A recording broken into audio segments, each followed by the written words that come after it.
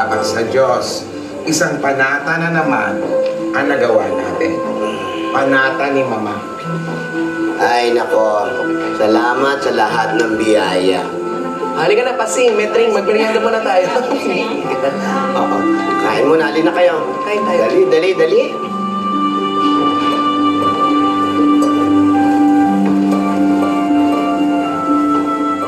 Ikaw, Divina. Parang dinadabsmas mo yung pabasa kanina. Lola, hindi po Sumasabay po kaya ako. Natandaan ko na po kasi yan. Kasi po, wala po na magkaisip ako. Lagi na po natin ginagawa yan. Nakakalungkot nga. Bihira na ang gumagawa ng ganyan. Isang tradisyon yan. Isang panata. Kaya na tayo, Lola? Sige, maupo na ho kayo. Lola, ingat po. Salamat. Minaanak pa namin mula sa aming mga lola hanggang kay Mama, hanggang sa amin. At sana, Divina, hanggang sa magiging ako mo. Oo naman po, Lola. Siyempre po. O sige, tulungan mo mga lola mo doon na asikasuhin ang mga bisita. Sige po, Lola. Iwan ko na po muna kayo dito, Lola, ano po meron dito? Masakit na itong puto na lang niya. Wala po kasagis.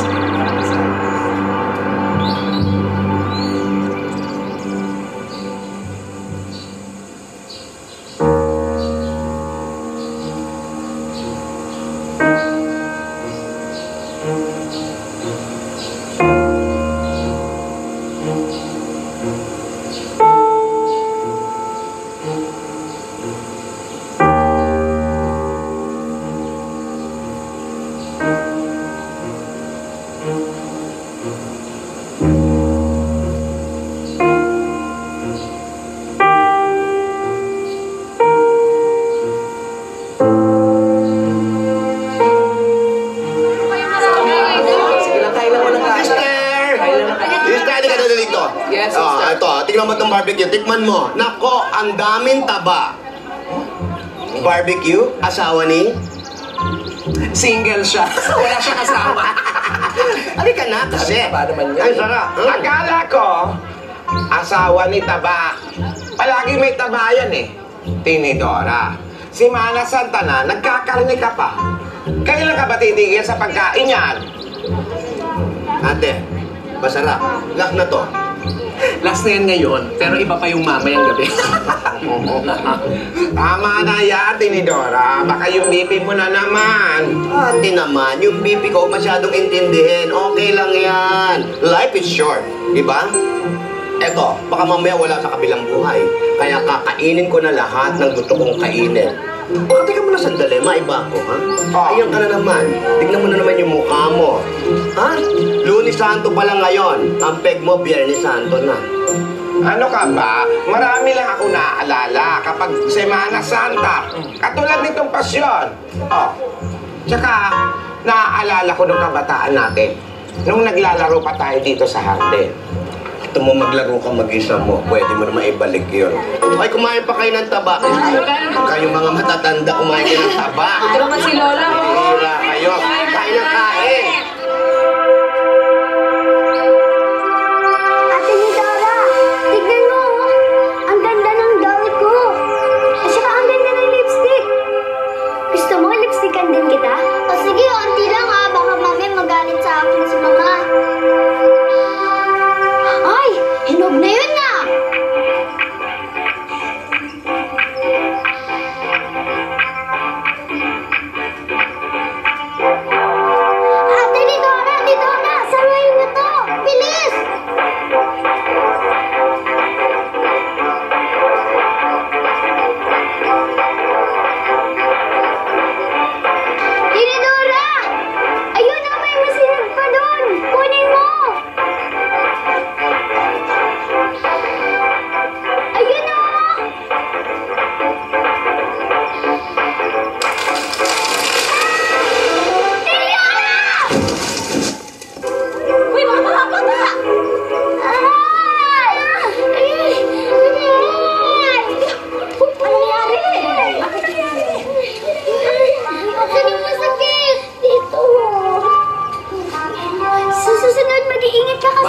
anak! Mga anak! Tayo ka na siya, baka makita ka niya. Nasaan kayo? Oh. Ano nangyari? Ano nangyari? Oh. Yaya, tingin pawis na pawis sa mga bata. Di ba sabi ko huwag niyong hayaan na matuyuan sila ng pawis? Opo, ma'am. Merienda niyo na ba sila? Opo, ma'am. Oh, Tinidora, ano nangyari sa kanya? Nandulas lang po ako, Mama. Ha? Masakit ba? Ano? Yaya, paliguan niyo na sila. Ang babaho na nila. O, magsisimba tayo pagkatapos, ha? Sige na. Opo, ma'am. Sige na.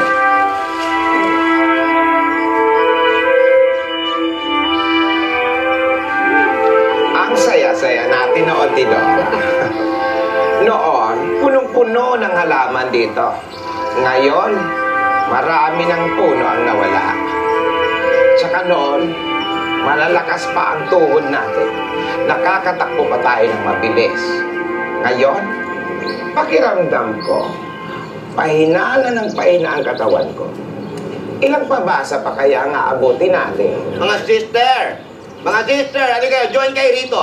Tikman mo tong puto ni Conching. Naku, hindi nagbabago. Walang kakupas-kupas. Halika na! Sige, Tinidora. Oh, Tidora, samahan mo na sila. Busog pa ako. Ako na, ha? Sister, patikim nga. Lola, suman po, paborito nyo.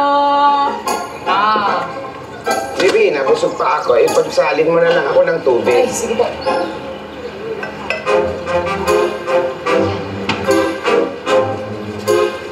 Lola, suman. Favorite niyo yan, di ba? Ayoko, katatapos ko lang. Bakit pa na yata palakas mo sa akin? Ay, Lola, hindi naman po. Baka lang kasi magbago yung isip niyo. Gusto mo ba talagang sumama sa swimming ng mga kaibigan mo? Eh, may swimming pool naman tayo. Eh, Lola, gusto ko rin po kasi makasama yung mga kaibigan ko. Saka kakatapos lang din po nung major report namin. Kaya naisip po namin mag-relax muna. Saka Lola, kasi ngayon lang din po kami magkakaroon ng oras. Kaya, ayun po. Yun naman po, kung kapayag po kayo. Pero kung ayaw niyo po, okay lang po. Dito na lang po ako. Sige, papayagan kita. Talaga po, Lola?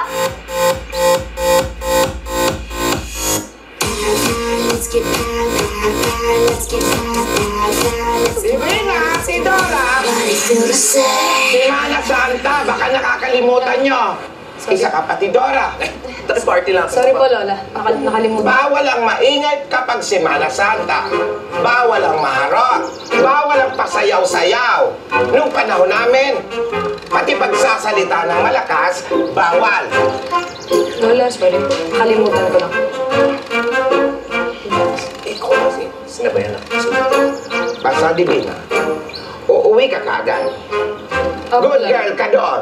Siyempre naman po, Lola. Baka mamaya kung ano-anong kaharotan ang gawin nyo doon. Ay, Lola, kilala niyo naman po yung mga klase ko, di ba? Tsaka good girls po kaming lahat, Lola. Kung gusto niyo po, sumama pa po kayo. Ay, Oo, yun pala eh. Sama tayo. Hindi na. Lakad niyo yun. Hindi na ako. Ayaw niyo po. Oo.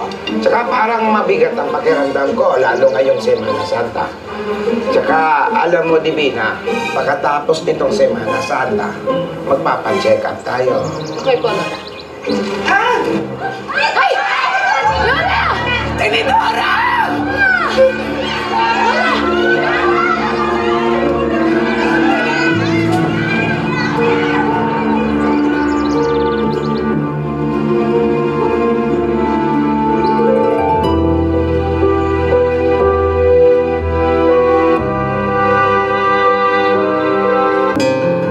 Dahan-dahan naman, Ay. Dok.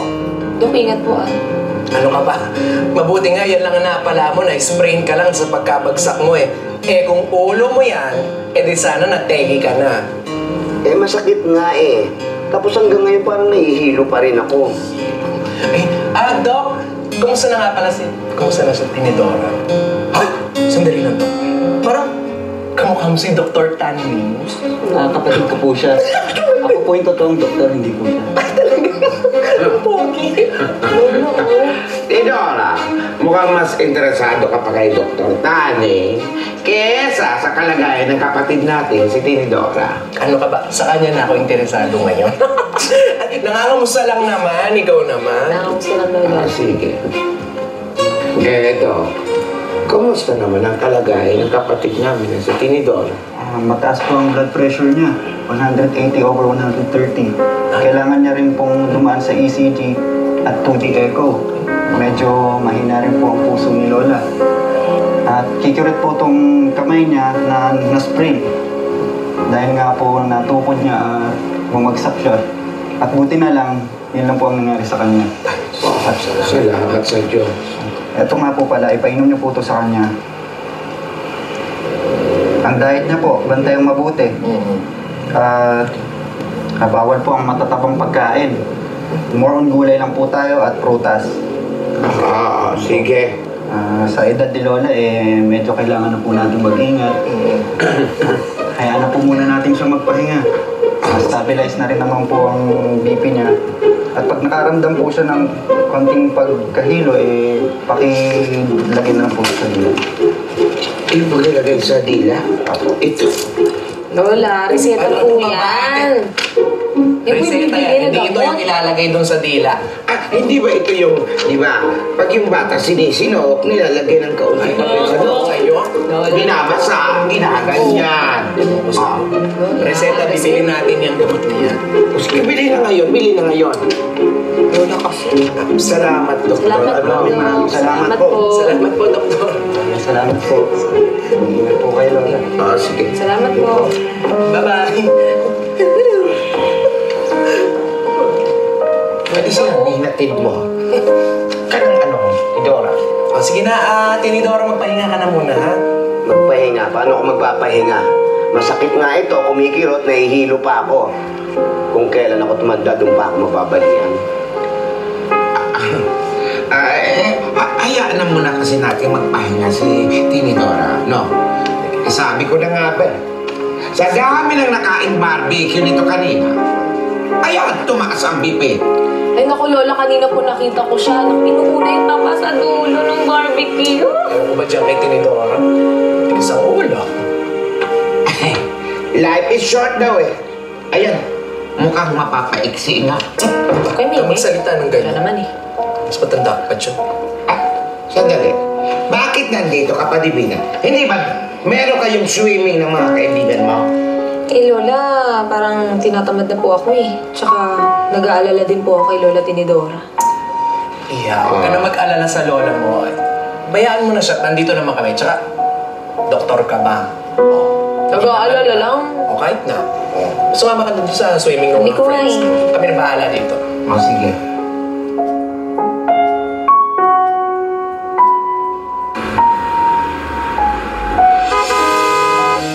Ay, andito na po yata. Wait lang po, ayusin ko lang po yung gamit ko. Balik po ako, Lola. Baka, sige. Reseta nito. Kayong dalawa, hindi pa ba kaya alis? Umalis na rin kayo, kaysa magkwentuhan kayo dyan at takutin niyo ako ng takutin kung anong mangyayari sa akin. Hindi. Basta magpahinga ka na maayos.